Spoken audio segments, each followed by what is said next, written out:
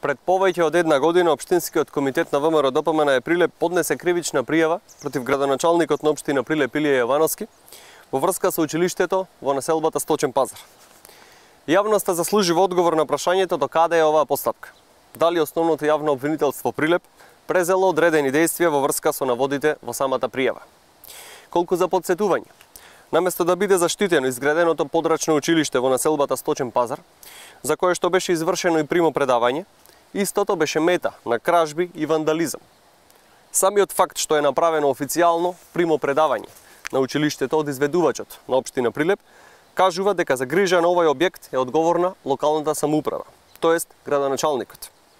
Зарем за ваквата состојба во која се наоѓа училиштето денес се е испокрадено, а се вложени пари на граѓаните, на прилепчани, не треба да има одговорност од градоначалникот Илија Јовановски. ВМРО ДПМН во повеќе наврати во минатото ја информираше јавноста дека во ова училиште се уништува и повикуваме на реакција од надлежните. Во член 50 од Законот за локална самоуправа јасно е наведено дека градоначалникот обезбедува правилно и законито користење, одржување и заштита на сопственоста на општината во согласност со законот и со статутот. Во ова училиште, кое беше инвестиција од 10 милиони денари, народни пари, требаше настава да посетуваат 170 деца до 5-то одделение.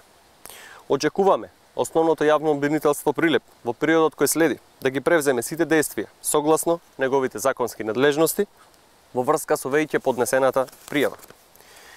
Почитувани, времето на одговорност доаѓа. После победата на 17 октомври следува целосна ревизија на сработеното и несработеното од локалната власт на СДСМ, која ќе стане минато.